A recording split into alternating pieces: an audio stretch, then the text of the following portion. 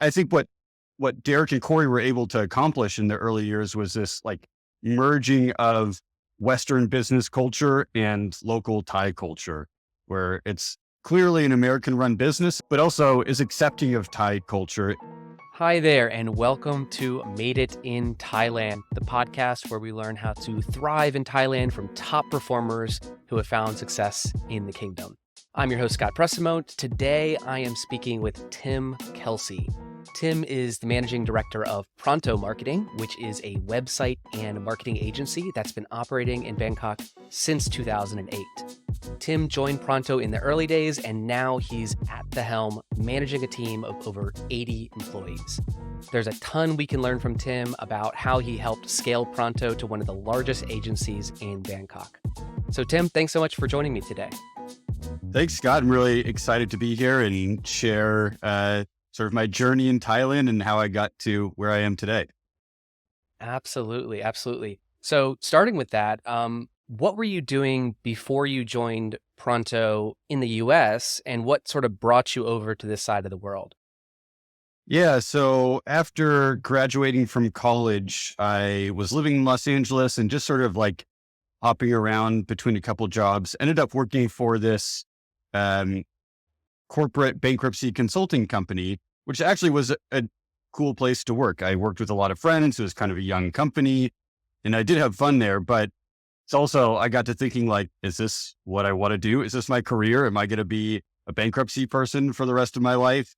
It was also like a fairly demanding job. I was pretty burned out working 10, 12-hour days pretty regularly. And I had saved up quite a bit of money and was kind of looking for an adventure. I was thinking about quitting and just backpacking for a year or something along those lines, trying to reset and like think about what's the next stage of my life. And as I was considering that, I was talking to one of my best friends, Corey, who I went to college with. He had already moved out to Thailand at that point. His dad, Derek, started Pronto back in 2008. Corey came over pretty shortly after that to help run the business. And then I was talking with Corey about my plans, or probably just complaining about work started as that, but then talking about how maybe I'll travel, maybe I'll come through Thailand and see you. And he threw it out there like, why don't you just make Thailand your home base for a year and focused on Asia or Southeast Asia and come rent an apartment with me. We'll be roommates for a while. You can travel around, do that sort of stuff. So yeah, that's what kind of drew me out. That sounded like a good idea. Sounded easier to have a friend to be with rather than backpacking alone. And I like the idea of having a home base rather than just living out of a bag for 12 months straight or something like that. So that was the thing that really got in my head, like, oh, this could work. And this is an interesting idea. Started thinking about what I would do and some of those details. Thought it would still just be a year. But I came out here and actually I was pretty much a backpacker bum for 6 months or so, even though I was renting an apartment in Sukhumvit, with sharing an apartment with Corey. But I was going around Thailand, other countries in Southeast Asia, just traveling quite a bit. But sort of like 6 months into that or so, I looked at my bank account and thought, wow, I've spent a lot more money than I thought I was going to spend. Like this budget I had prepared for myself, I had already gone through most of it.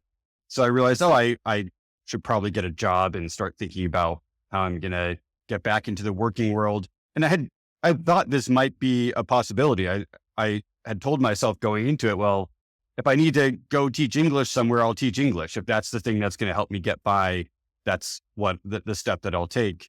But it worked out well with Pronto. Was still young, but at a point where it was clear the company was starting to grow and they were ready to invest more in expanding the team. And especially hiring an expat is a little bit more expensive than hiring someone local. So they were, when I first moved, they were a little unsure, like, can we afford Tim? And I was like, hey, don't worry about it. I'm like burned out and want to break anyways. But yeah, by sort of like 6 months into my time, they said, oh yeah, we might have some part-time work for you. And that was like September 2010. I did like a month of part-time and the next month I was full-time. And now it's been 14 years. So it all like started with this idea of like, I'm going to go have my little 1-year adventure. and kind of unexpectedly turned into a great career for myself that I've ended up really happy with. Wow. So I kind of wonder how much of that was actually Corey's plan all along, like Oh get yeah, Tim, lure him out here, and then now you're stuck, right? yeah, and he likes to say that he tricked me into moving out here, which I mean, yeah, he kind of did, but it was also my choice. But it all worked out well for both of us, I think. Yeah, absolutely. So it sounds like you were traveling for several months during that time. You were renting the apartment, as you said, but still like traveling around Southeast Asia. Do you have any highlights during those travel days when you had no care in the world, a bank account that you could just be, going wherever you want, nothing holding you back? Any Yeah, I highlights? mean that's the ideal life, right? It's just not having any real responsibilities and being able to do whatever you want on a whim. I think my most memorable trip was to Cambodia. I think I spent like 2 weeks there. And I actually had another friend from college who was living in Cambodia at the time. And he took some time off work and showed me around Phnom Penh. We went down to the beach. We went up to Siem Reap and did Angkor Wat and all that kind of stuff. And that like really, I think that was one of like the first trips I took after arriving in Thailand. Even I'd done sort of like the Bangkok tourism stuff, but I hadn't even really explored Thailand at that point. And that was sort of one of the trips that I was like, wow, I'm in a very different place than I was before. And it was a really interesting, eye-opening trip that I took. So yeah, that one is really memorable. Um, and I guess some of the trips down to the beaches in the early days, I went to the full moon party that first year I was here, and that was pretty wild. And I realized it's not my scene. I did it once. I'll probably never do it again, but it was good to get it out of the way and check out like the island, the traditional like backpacker island party scene sort of thing, which I mean, it's really fun when you're 25, not so much when you're 40. I'm curious, when you talk to family back home, if you've experienced this as well, there sometimes can be their expectations of, oh, you're living in Thailand, therefore you're on the beach all the time. And I'm kind of curious of if you compare those early days of 6 months or so where you're traveling around, you're going, to Cambodia and whatnot. How would you compare that to now that you've been in the work life for so long? Do you still get to travel a decent amount? Are you still spending a lot of time at the beach, or how was that for you? Yeah, I do. I would say a decent amount of travel. I probably take two or so domestic trips per year, maybe once down to the beach, once up to the mountains, something like that. Just make a long weekend out of it. Or there'll be times when someone comes to visit, a friend comes out or family, and then say, okay, I'm going to take a week off and travel with you and show you around and spend some more time traveling. Then I probably do 1 to 2 international trips a year, I guess. Usually, I mean, I go to the US usually once a year or every other year, sort of something like that to visit family. In the years when I don't go to the US, I find some other international trip to do, either throughout Southeast Asia or maybe over to Europe, Japan, wherever I'm sort of interested in going. So yeah, I get a decent amount of travel in, but a lot of the times I'm still connected to my laptop during those trips, and it's not the total carefree, like have a bucket of Sang Sum in soda at lunchtime on the beach or anything like that. Those days are long gone. It's more like at a cafe, getting some work done, going to meetings, and then just being in a different place and enjoying a different scene around me rather than being in my home office all day. Yeah, it's a good point. We're in a beautiful part of the world, so it's not maybe a very difficult trip to get to a nice beach or to go to even a country nearby on this side of the world. So, yeah, that makes a lot of sense. I want you to think back a little bit, though, to when you first came to Thailand, right? So when you first started working with Corey, you joined Pronto, and you're going from that carefree to like now you're actually back in an office. Now you're actually working. Now, do you remember some of the differences you experienced between that office environment versus the one you left from the US? Yeah. I mean, the office I worked in or the company I worked for in the US was fairly laid back and, um, I mean, it was still an intense work environment, but being a younger company with a lot of younger team members, it made it more like, I guess it was kind of like a work hard, play hard kind of thing where you'd work 12 hours, but on Friday nights, everyone would leave at 5 and go to happy hour together and party the weekend away. Coming to Thailand, uh, I mean, part of it was just a lot different being at a much smaller company. I went from a 300 something person company where I didn't even know everybody in the company to Pronto was maybe somewhere around 10 or 15 people when I joined. And so everybody's in a single room. We all go to lunch together every day. Like that part was quite a bit different. And of course, there's a difference in how communication happens when there's a mix of expats and Thais working together.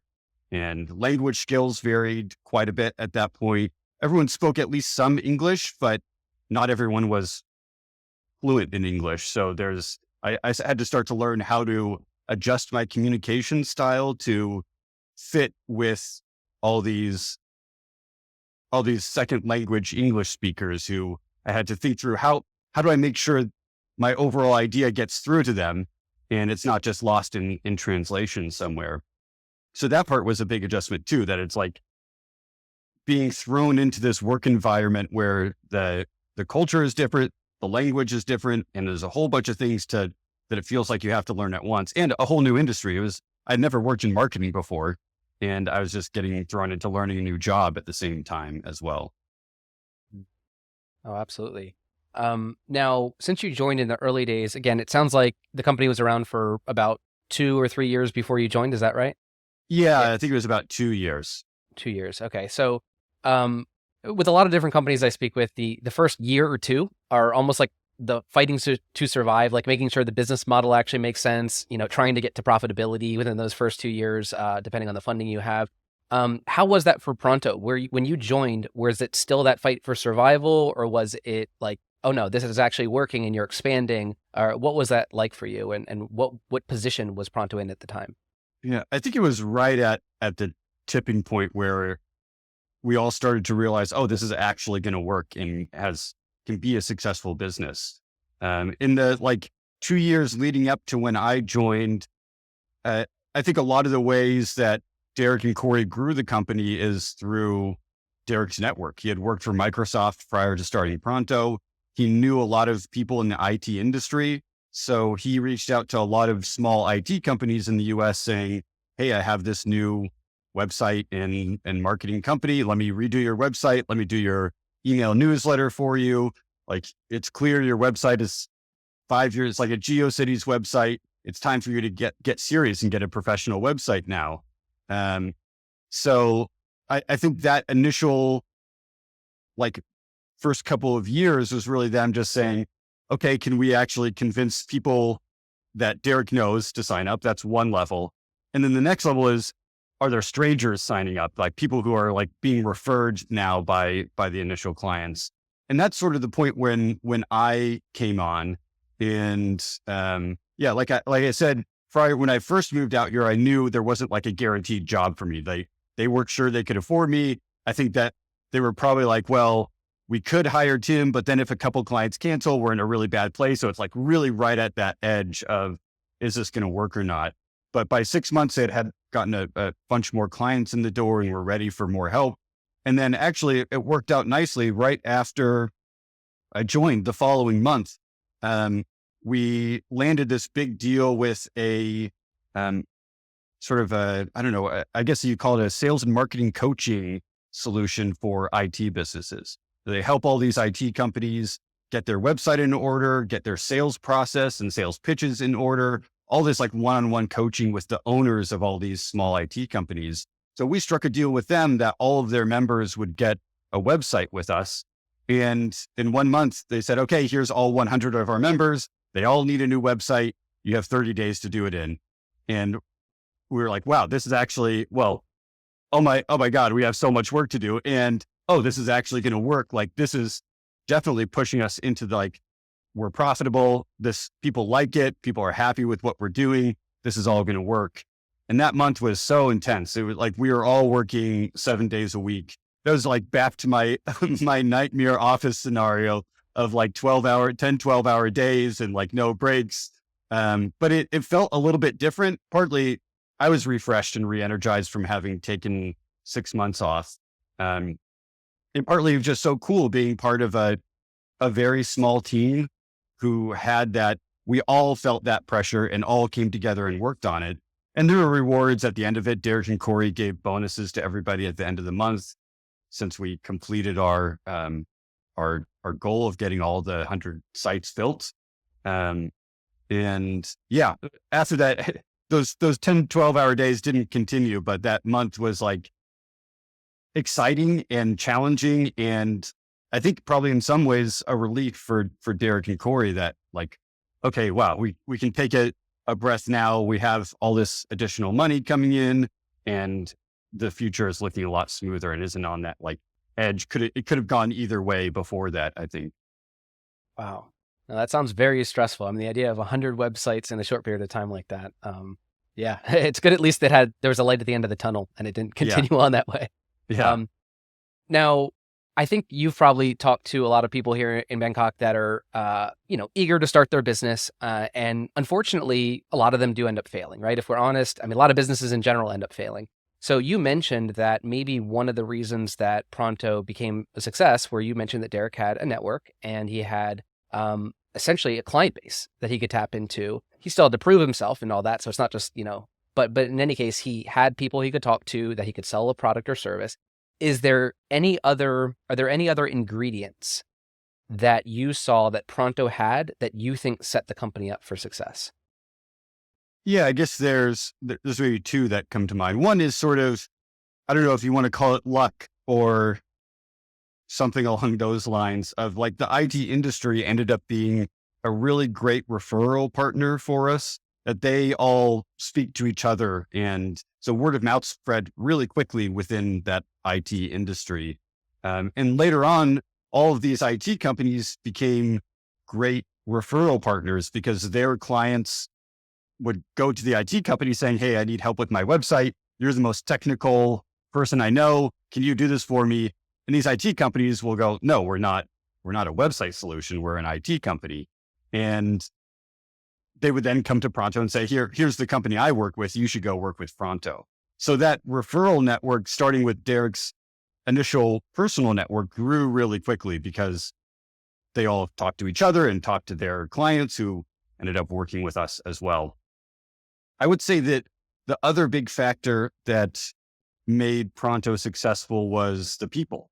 And I think this is a place where a lot of expat-owned businesses in Thailand run into trouble, is finding really strong, talented people locally and retaining that talent and developing that talent and just sort of building this work environment that kind of, I think what Derek and Corey were able to accomplish in the early years was this like merging of Western business culture and local Thai culture, where it's clearly an American run business and has a lot of the benefits that like the flexibility that comes with an American run business or the culture that you would typically find in that, but also is accepting of Thai culture and the different aspects or like the cultural challenges that come up, like with people being reluctant to raise issues directly or tell their boss that they think their boss is making a mistake.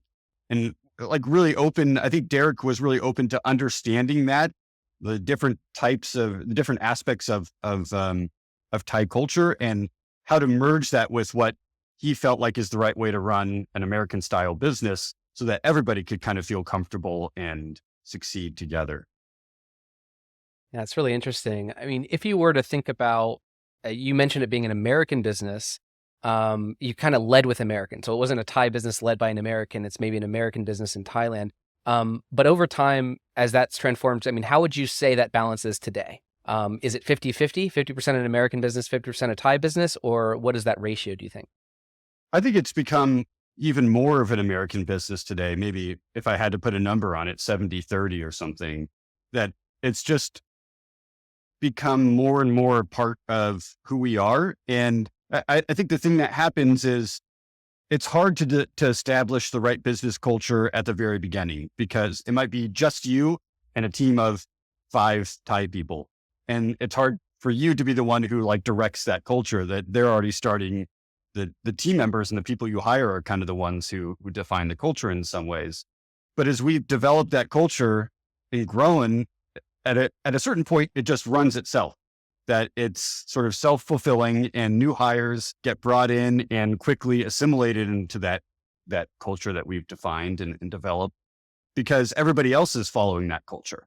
And so if they stick out and go, oh, well, I want to do it the way I'm used to at my old business where I didn't have to speak up or raise any issues, they kind of get called out fairly quickly, or at least not necessarily called out, but kind of get some guidance on like, hey, this is what we expect from you. And not only do they hear that from their manager, but they might hear it from other team members. So it becomes this thing that actually the owners and leaders of the company have less control over, because it's a much larger company now. But the people that we've hired and who have bought into that culture are the ones that maintain it at this point. And sure, as a leader, I still have to like nudge the ship in different directions here or there if I think things are getting off track. But for the most part, a new hire comes in, sort of gets the gist of how we work and how we do it. They step out of line, someone tells them, they get back in line and learn and sort of fall into that culture kind of naturally. And I guess you're further reinforcing that by the fact that you were not the first employee. You joined after 2 years, and now you are, as the managing director, right? You're doing, assume, the things that Derek and Corey from the early days taught you, right? Yeah. So you're part of that story. And then now, of course, you're not hiring every new person and training every new person. So that now the Tim way of running the business is, as you said, kind of getting through the rest of the business. Yeah, that's really interesting. Now, one point I think in the introduction, I had mentioned how Pronto has been around for a long time and is this American Thai business with the 80 plus employees, right? But one point I didn't touch on was the target market of Pronto. Because when you said that the ratio was maybe 70-30 between American culture and Thai culture, maybe part of that is also due to the types of clients that you serve. So do you serve a lot of Thai clients today, or what is the ratio between Thai and expat clients? Yeah, we have barely any Thai clients. I would say something like 80% of our clients are in North America. So US and Canada are our biggest location of clients. Then UK, Australia, New Zealand, a few others sprinkled throughout the world. Maybe like 5% of our clients are in Thailand, something like that. We've often found it hard to work locally in Thailand because the expectations are so much different that especially before COVID, and maybe it's a bit different now, but before COVID, we would get a Thai prospect and they go, okay, let's have a meeting in person. Can you come across the city and meet with us to talk about our website? We go, well, no, that's not really how we work, because we had built the company around being a global company and working with businesses in the US. And so we're used to doing everything over email or the occasional phone call, Skype call at that point usually, and handling our communication that way. So there was this one aspect of like, oh, we're in the same city, let's just meet and talk. It's so easy. And it's like, well, no, it's not that easy because we're not set up to work that way. And I think the expectations around delivery are quite a bit different in Thailand as well, that there are a lot of Thai clients have these really high expectations of the service level that they're going to receive, that they want your personal phone number and line ID so that they can send you messages on the weekend when they think of something. And we had to when we have brought on Thai clients, sometimes there's a bit of education that needs to happen where we say, this is how we work. You submit a ticket, we get the work done and send it back to you. You're not getting anybody's phone number. We don't pick up the phone on a whim whenever you feel like you need to say something to us. And that's worked for some clients. I mean, we have Thai clients that have been with us for several years, but there's also been a decent number of Thai clients who just are not happy with the way that we work. And they want someone who can come to their office on a regular basis and make them feel like, oh, I'm here. You're important to me and all that kind of stuff. Not to say that our other clients aren't important to us. It's just, we've set up our processes in a way that we're not doing that really high touch, like we're going to have a call with you regularly. We're going to come to your office once a month, things like that a lot of Thai clients were expecting. Right. Got it. That makes perfect sense. Well, so let's assume it's not too many Thai clients, but I'm assuming the majority of the staff in Thailand are Thai. So I'm very curious about how you were able to recruit good staff in Thailand? I mean, do you have any tips for any business owners that are trying to grow their team, maybe having those first initial challenges with hiring the right people? Because I mean, I would say there's a lot of talent here in Thailand, but you do have to find it. You do have to be creative about the ways that you attract the right type of people. So do you have any tips or recommendations for maybe how you've done that and how you've gotten really good people? Yeah, especially in the early years, we hired a lot of fresh grads, and they maybe had some experience in development or had like worked on websites on their own, sort of thing. But most of them had very little work experience coming in to work with us. And I think there were pros and cons to that. I think the biggest pro is that we then got to shape that person into what we thought was like an ideal team member and teach them about communication and how to talk to clients, teach them, like, giving them real world experience in development or design or whatever sort of area of the business they're working in.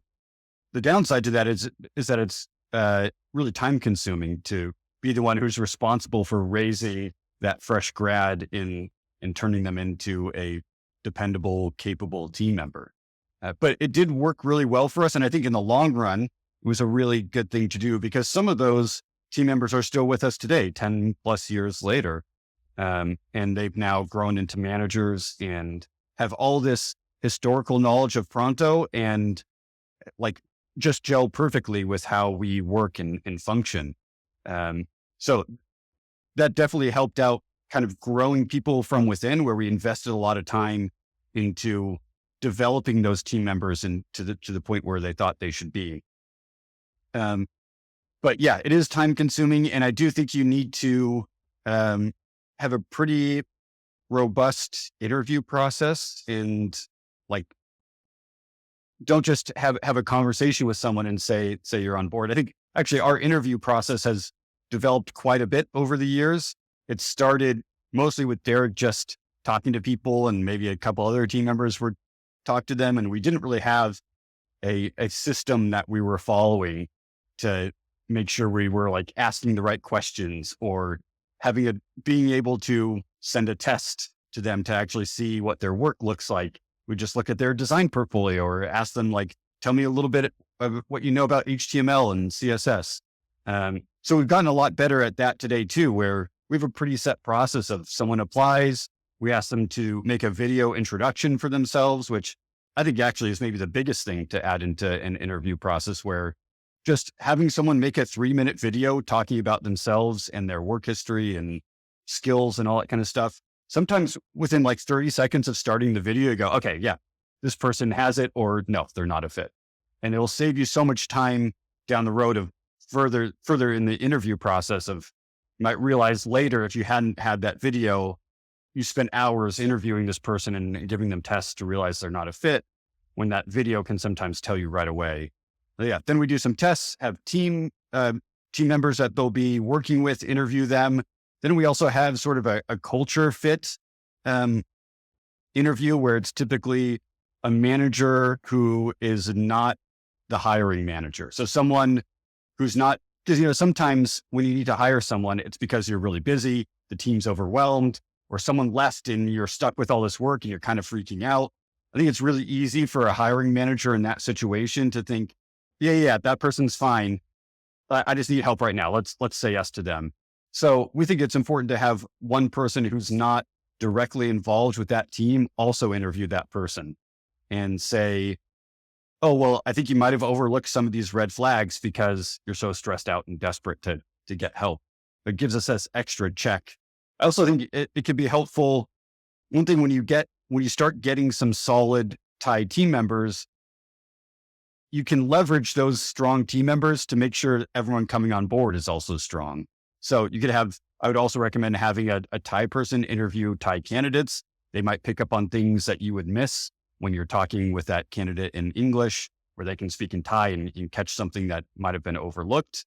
I also think as you get more strong candidates, building a sort of an employee referral program is important too. That good candidates or good team members tend to have friends or former colleagues who are similar to them, who are also good and capable and can do the same level of work that they can. So that's something we started early too. And people started bringing in friends or former coworkers and sort of expanding the quality of our team through those referrals as well.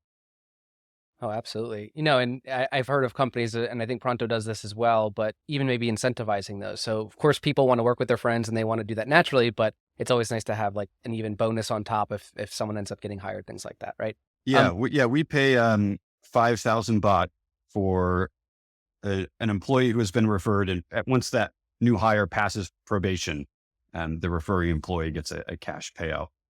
That's great. Now, another thing, when you mentioned the video, that makes perfect sense to me, get someone on the screen, but I am thinking from another perspective. I assume someone could push back on that and say, wait a minute, hold on. We already know that as, let's say, a Thai person that's speaking in their second language, that maybe is a little more on the shy side or whatever else, they're really not going to want to do one of these video screenings, right? It's different video screening someone from the US in English versus doing that to a Thai person here in Thailand. What is your feeling on why you still do that, even though that might be the case? Well, part of it is that I think we want someone who's comfortable speaking up and sharing things. And if they're so reluctant to do that, just to even make a video, how are they going to behave in a team meeting when someone asks them a question about a project they're working on? Are they going to clam up and not share useful information in that meeting? Then that person's going to struggle to fit in with how we work anyways.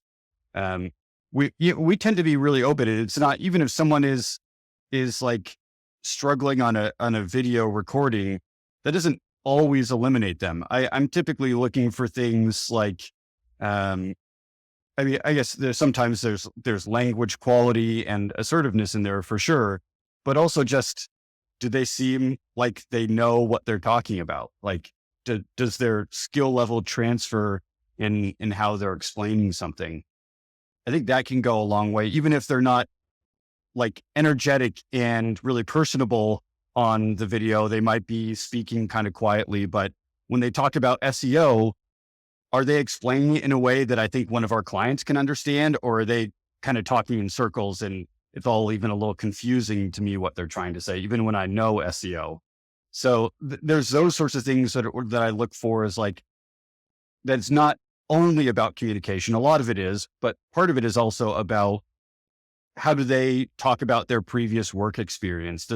Are they able to explain in a way that I understand what they did and what they were responsible for and whether they liked it? Do they get excited about it? And it doesn't have to be this super energetic, like, hey, everybody, I'm here. Here's my video kind of thing. It might just be like, it's kind of like the first question you would ask in a normal interview anyways, right? We just say, tell me about yourself. And you can gain so much in that first question about how they talk, who they are, what they know, whether they are passionate about what they're working on or not, all those sorts of things that really matter. Yeah, that makes perfect sense. Now, another thing I'm thinking as let's say a new company that's starting out, let's say they do want to do something like a video screening. I have to assume that doing that sets up a barrier. As you said, the right people get through, but let's say that you don't have a high volume. If you don't have a high volume, I'm assuming not as many people jump over that hurdle, and now you're struggling to get your first employees. So is there anything that Pronto did that maybe gained more attention to the company that increased the number of applicants that you're getting? And I know you'd already mentioned the referral program is a good one. Is there anything else that you've done, though, to pull in more candidates? Yeah, I think there's a few things over the years, sort of on like the direct recruitment side.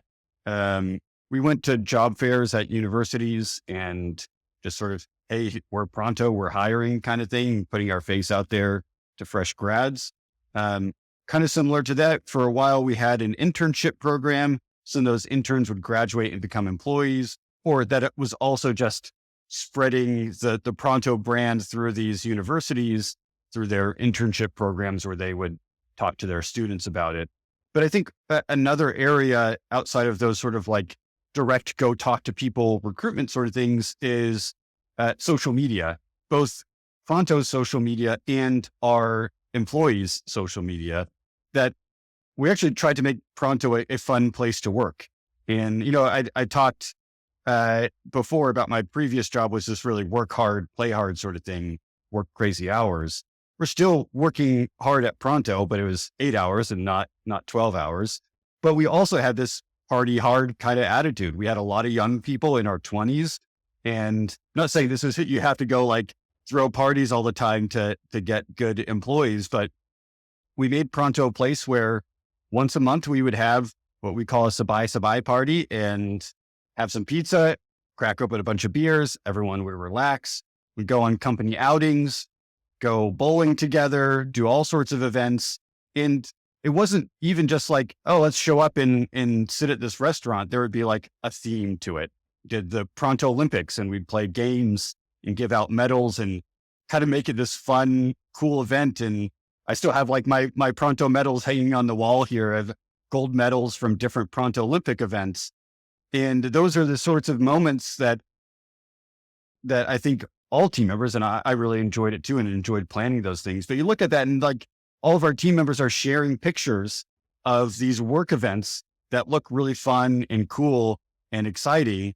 And I think that gets their friends asking like, wow, what a cool company you work for. And I think that also makes, we talked about the referral network a little bit, the employee referral. That only works if you have a place where your employees actually enjoy working. It becomes easier for them to refer a friend that they like and know and think would be good at the job. If they're saying, yeah, I love Pronto. I love working there. I love the atmosphere and the culture and the work that I do. That's the only way that works. If they have a friend who's looking for a job and the friend comes to them and says, what do you think about the place that you work? And you go, oh, it kind of sucks. I don't know. It's boring. Like, it's just a job. Like, why would that high performer come to work at your business?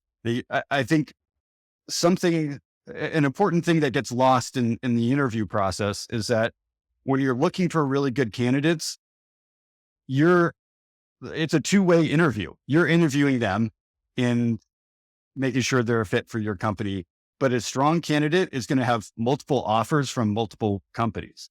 And so you're just one of maybe 3 to 5 other businesses that they're talking to, and you have to compete for their attention. They might not choose you, even if you make an offer, if they don't think you're going to be a good place for them to work. But I think a lot of business owners forget that at the higher end of the job market, you are fighting over the best talent, and you need to present yourself as a place that the best talent will enjoy working. And I mean, there's lots of other things like, are they a right fit? Is the compensation right?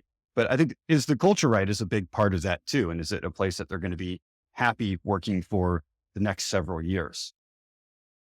Oh, it's a great point. I think they get so used to handing out a job and saying, I've got this job that I can dangle in front of you, and thinking it's just a one-way street. But like you said, the people that are maybe grabbing up that job and needing it are not necessarily the best candidates. So you absolutely have to find ways to attract the best candidates. Now, you had mentioned that, these sabai parties.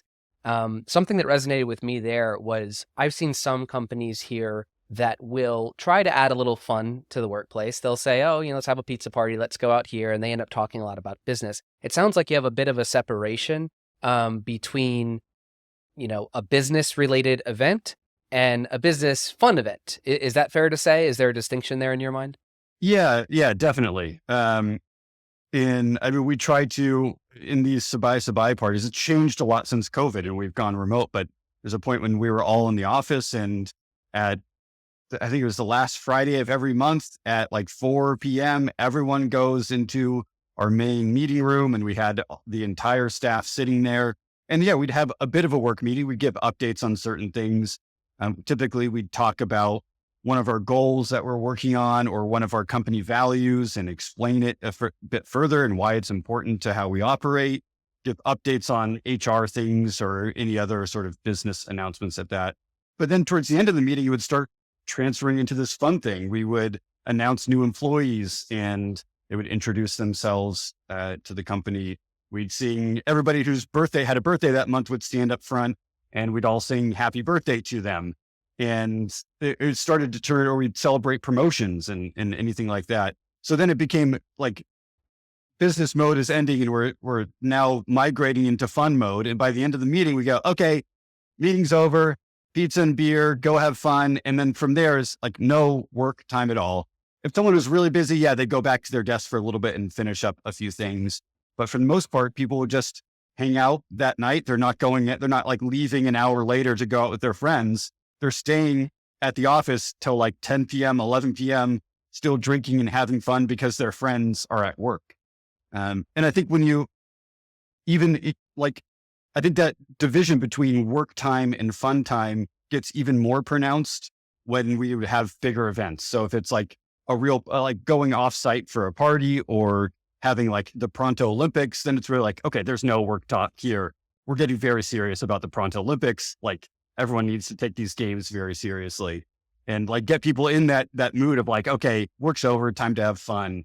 Or we have a company outing every year and we do no work talk at that meeting. There's no like, oh, we're going to do a big goals meeting or anything like that. It's show up. We're going to go somewhere cool. We're going to have food. We're going to drink. We're going to have fun together and play some games, that sort of stuff. But we're not like making everybody sit in like a State of the Union kind of presentation about the company or anything like that. So we're like that time at the outing or at these parties is really about bonding and building relationships with each other, which I think is such an overlooked part of like what it takes to develop a company culture, that it's not just the values that you write on the wall at the entry of your office. It's like the people who get to know each other and hold each other accountable because they depend on each other and are comfortable talking to each other and calling out issues. All of that takes time and effort and energy to build those real relationships. So I think the more you realize that and invest in understanding your employees and getting to know them and them getting to know each other, the easier it becomes to build a culture that works in favor of your business rather than just some nice sayings that are written somewhere on your website. Wow. Yeah. Oh, absolutely. And one other thing that I hear a lot of business owners complain about is things like employee churn. Or my employees are lasting 6 months and they're going over to my competitor. But based off what you said about, like, I do wonder how many companies have Olympics and how many companies are doing some of these other things that I'd assume are kind of holding employees longer than they would otherwise stay if it was just a work environment. You had mentioned that there's friendships formed in the office, that there's all these events, that there's something that they're bragging about to their friends, like, oh, my employer's pretty cool. They do all these other things. So I'm guessing you don't have too big of the typical employee churn issue that other business owners talk about. Is that right? Yeah. I mean, I don't know any churn numbers and how ours compared to like the industry average or anything like that, but I don't think it's a major issue. We've been celebrating a bunch of people hitting their 10-year anniversaries recently and created a new benefits package for them. So there's like another thing for employees to look forward to as they get more, spend more time at the company. They get additional benefits, get a nice present at their 10-year anniversary, things like that. I would say actually all that fun stuff does play a role. Money, of course, plays a role, that people want to be paid something they think is worth their time and effort. I would say the other really big factor is, do those employees feel valued on a personal level? Do they feel like their manager or me or Derek actually care about them as a person and want to see them succeed?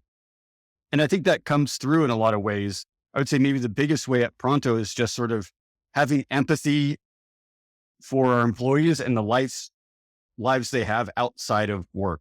And that when something comes up, like we offer flex days, so that if someone has a thing pop up on a certain day and they go, oh, well, I got to take my grandma to the hospital today, or I have some urgent errand I need to run, they can just take that day off and make it up another day. A lot of flexibility in how they work, because we realize there's life outside of business, outside of your job.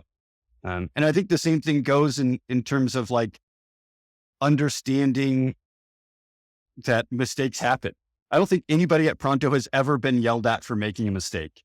And I think that's one of the things, like we've had team members leave and come back, and sometimes they'll tell us like it was just too intense out there and that they felt this intense pressure all the time to be perfect. and these crazy high expectations for the amount of hours they would work or the level that they needed to perform at. And at Pronto, I mean, I think we have pretty high expectations of what we're trying to achieve and what we expect out of our team members. But we also are very understanding that, this work we're doing isn't the most important thing in the world. Like family and friends and life and health are the most important things in the world.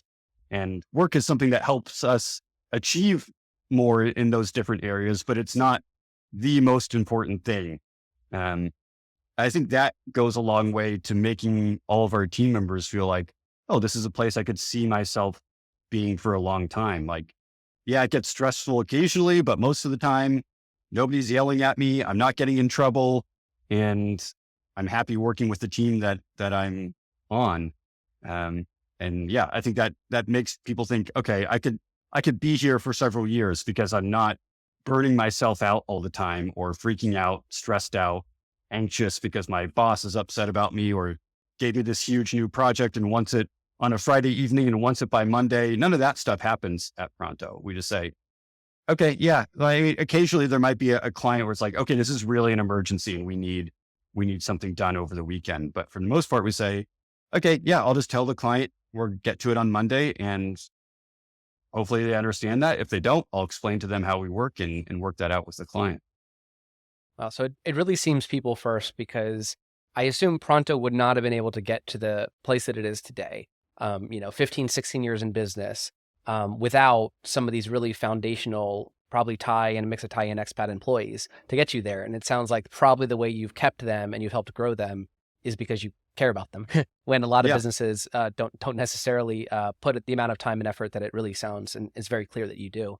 Now the last question for you is, assuming that there's some business owners out there, maybe they're starting a business, maybe they're an expat, maybe they're Thai, whatever else, but they're starting a business in Thailand and they need potentially some advice or some guidance from someone who has experience like you do. Alternatively, the other kind of group is maybe some people here in Thailand that are like the sound of what you're saying about with Pronto and the values that you hold. What is the best way to either reach out to the company or reach out to you to take a next step? Yeah, if people have questions or want to chat, I'm happy to give out my email address. It's tim@prontomarketing.com. So yeah, feel free to shoot me a question if you want to chat about this more. Happy to take out a little time and talk through things. You can also connect with us through our website, contact form on our website, or I guess that would be best. Social media, we have all our social media profiles, but we mostly have an automated response there. It says, go talk to our website or email us. That's the best way to get a hold of us. Well, excellent. Thank you so much, Tim. I think you shared like a peek behind the curtain. I think, again, it's really challenging to start a business here, and it's really impressive what Pronto's done. So thank you for being so open and really sharing the kind of how it's made, how you do it behind the curtain. I think it's really valuable. So thank you so much again. Cool. Thank you, Scott. That was really fun. All right. Cheers. Talk soon. Well, there you have it. Tim showed us the importance of fostering real relationships within the business, emphasizing employee retention through fun activities and recognition. By leveraging a mix of Western and Thai culture, Tim helped Pronto Marketing not only survive, but thrive in a highly competitive industry. And that is how Tim Kelsey made it in Thailand. I hope you learned something, and I'll catch you on the next one.